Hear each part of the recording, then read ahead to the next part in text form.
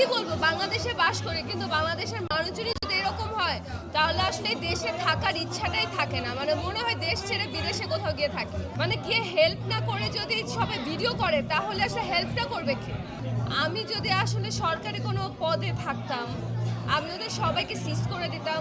মানে আমরা public figure, তো আমরা যদি কিছু একটা লিখি এটা পাবলিকের কাছে যাবে, ওরা এটা সিরিয়াসলি নেবে, এটাই একটা বড় ব্যাপার।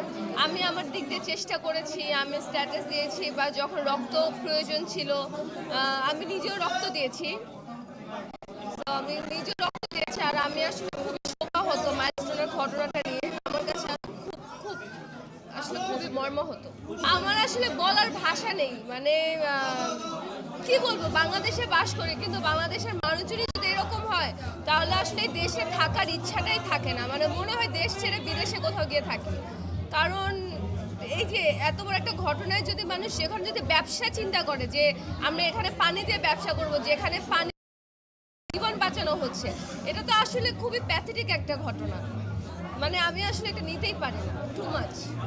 বাংলা মানুষজন তো এরকম, ওয়ার্ল্ড ওয়াইড বাংলাদেশের মানুষজন আমি সবসময় এরকম দেখেছি যে একটা দুর্ঘটনা হচ্ছে, মানুষ অ্যাক্সিডেন্ট করে পড়ে আছে, কিন্তু সবাই এটা কখন ফেসবুকে আপলোড দিবে, কখন ডলার কামাবে, এইসব চিন্তাধারা থাকে।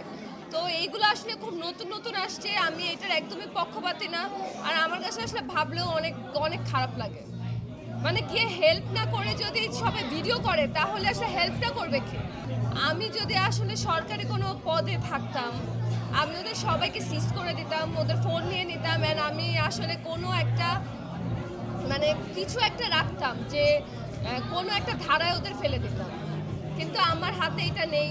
এটা আসলে যার যার ধারণা, যার যার চেতনা, এটাই। এখন আমি মুভিটা আমার ব্যাটে বলে মিলে নেই, এই কারণে এখনও আমি আপনাদেরকে কিছু জানাতে পারছি না। যখন হবে তখন সেটা জানাবো।